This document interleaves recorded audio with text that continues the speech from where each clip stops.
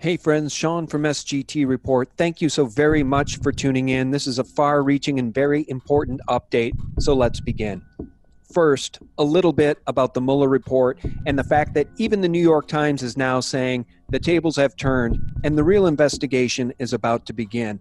Then a little bit of housekeeping, and then a little bit about the man that can break this thing wide open and destroy the Democrats and the DNC and Hillary Clinton once and for all. Now, on April 19th, the New York Times released this article, Mueller report likely to renew scrutiny of Steele dossier. And I'm going to jump down to the third paragraph. The dossier, financed by Hillary Clinton's campaign and the Democratic National Committee and compiled by the former British intelligence agent Christopher Steele, is likely to face new, possibly harsh scrutiny from multiple inquiries.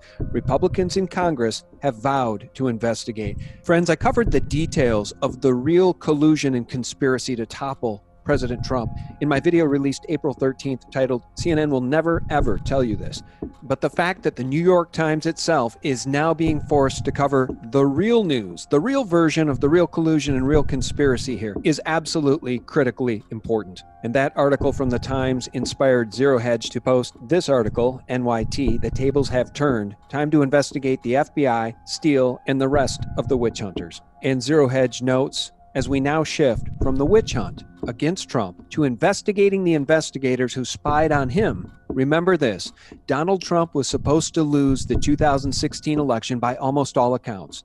And had Hillary won, as expected, none of this would have seen the light of day. We wouldn't know that a hyper-partisan FBI had spied on the Trump campaign, as Attorney General William Barr put it during his April 10th congressional testimony. We wouldn't know that a Clinton-linked operative, Joseph Mifsud, seeded Trump campaign aide George Papadopoulos with the rumor that Russia had dirt on Hillary Clinton, which would later be coaxed out of Papadopoulos by a Clinton-linked Australian ambassador, Alexander Downer, and that this apparent setup would be the genesis of the FBI's Operation Crossfire Hurricane operation against the Trump campaign. I won't bore you with all of the details in this wonderful article. I've shared them with you before, as has Dan Bongino, and as I did in my video, CNN Will Never Ever Tell You This. But the fact is this, folks, CNN is going to be forced to cover this and cover the truth. I'll link this important article from Zero Hedge below this video. And now a little bit of housekeeping before we get to Julian Assange, the one man with the power and the information to bring down the rest of this house of cards. Friends, I want to let you know that the deplatforming and depersoning of truthers continues. More on that in a second. In a world where Google and YouTube have changed the algorithms to filter out truth and the results you seek when using their platforms, it begs the question, why are some of you still using Google-owned Chrome? I've got a better browser for you. It's Brave, and you can download it absolutely free and use it for free at the link I'll provide below this video, and it gives you faster, safer, private browsing. It provides malware protection, privacy, and anti-tracking, and unparalleled security. So for those of you who are interested in a better browser, click the link below, brave.com/SGT200, and you'll be supporting this channel, because if you use the Brave browser for 30 days or more, SGT Report will get a small stipend from the folks at Brave. Now moving on, our friend Carrie Rivera is getting Alex Jonesed. First, her book, Healing the Symptoms Known as Autism, was banned at Amazon. And now she's received this pleasantry from the good folks over at Facebook. Hello, your page, Healing the Symptoms Known as Autism, has been removed for violating our terms of use. A Facebook page is a distinct presence used solely for business or promotional purposes. That's a strange thing to say. Among other things, pages that are hateful, threatening, or obscene are not allowed. We also take down pages that attack an individual or group or are set up by an unauthorized individual. If your page was removed for any of the above reasons, it will not be reinstated. Continued misuse of Facebook's features could result in the permanent loss of your account. I think that's interesting because Carrie's group was only a group of moms talking about the problem of autism and potential fixes for their children. So the only group I can imagine would be targeted in this case would be the big pharma vaccine peddlers. So guys, if you want to support Carrie, and for those of you that want a consultation about your own health issues or your children's autism, you can go to ketocarrie.com to sign up for a consultation.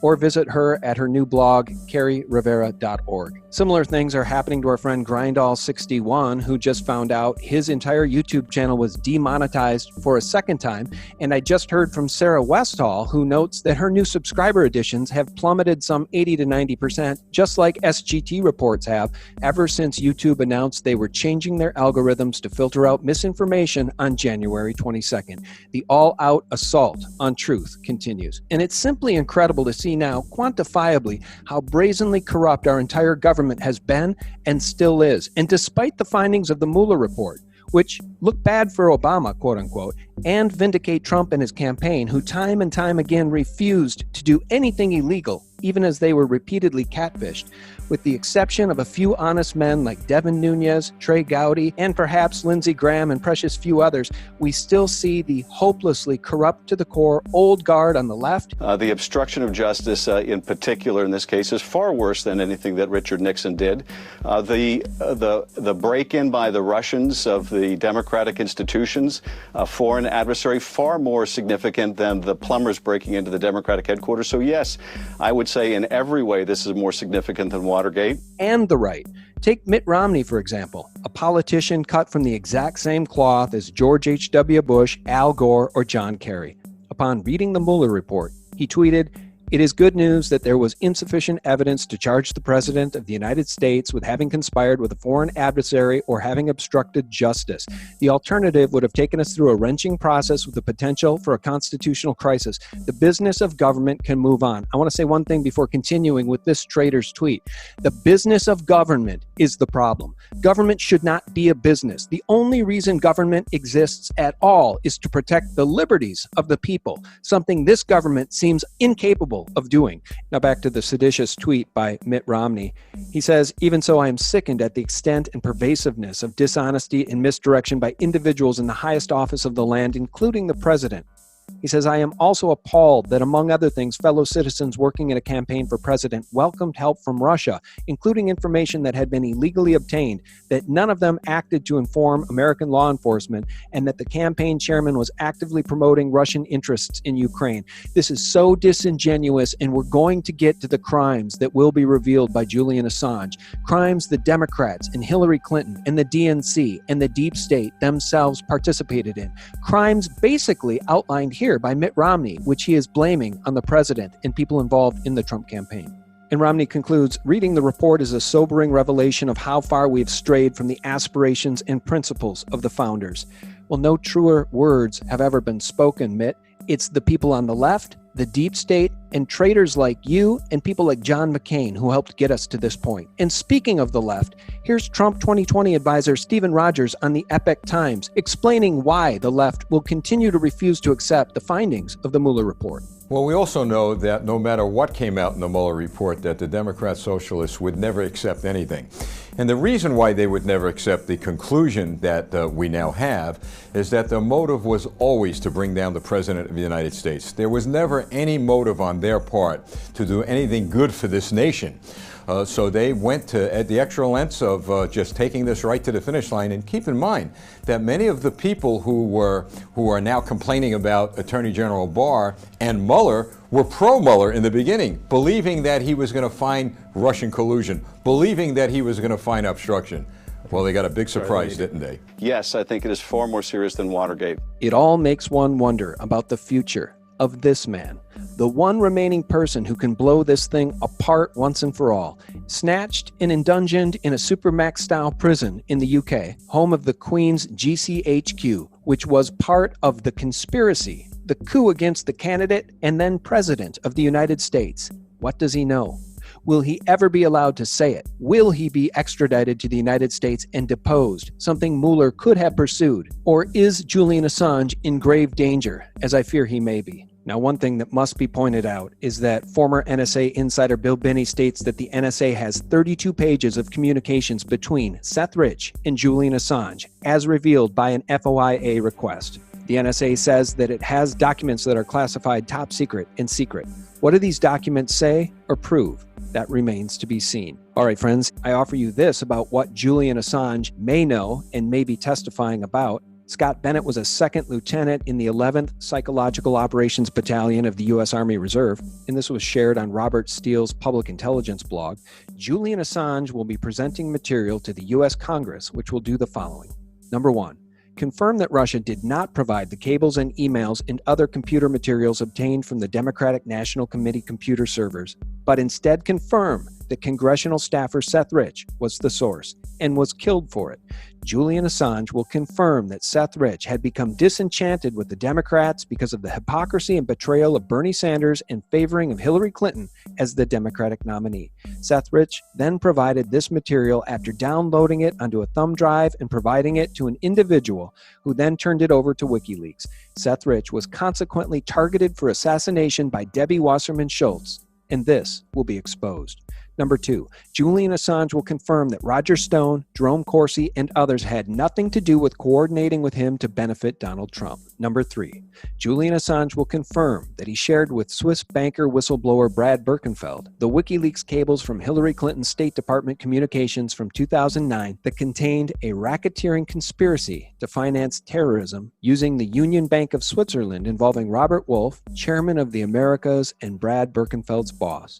Julian Assange will confirm that Attorney General Eric Holder and Assistant Attorney General Lauren Brower and Loretta Lynch, later AG, conspired to work with Hillary Clinton at the Clinton Foundation and Donna Shalala, president of Clinton Foundation, and others to confiscate 19,000 Swiss bank accounts in exchange for a percentage of the funds contained in these accounts. Many accounts actually belong to other politicians and high-profile Hollywood and international figures.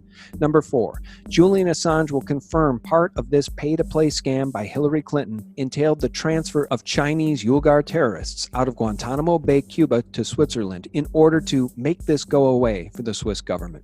Number 5, Julian Assange will confirm that Bradley Manning, now Chelsea Manning, submitted materials that were Mossad videos pretending to be Arabs torturing people in Iraq in order to justify continuous war. Number 6, Julian Assange will confirm that Edward Snowden worked with the CIA to target Brad Birkenfeld in order to obtain Swiss banker information, and then Snowden worked with Scott Bennett at Booz Allen Hamilton and also had left America after he saw Scott Bennett and Brad Birkenfeld's report Shell Game, a military whistleblowing report to Congress about terrorist financing. Number 7, Julian Assange will confirm that WikiLeaks cables contained information providing the 9/11 connection to CIA, Mossad, MI6, Saudi Arabia, and confirm the Robert Mueller connection to the cover-up of the FBI cameras around the Pentagon and Booz Allen Hamilton's connection via the Carlyle Group and Leon Panetta and Michael Hayden, both former Booz Allen Hamilton partners.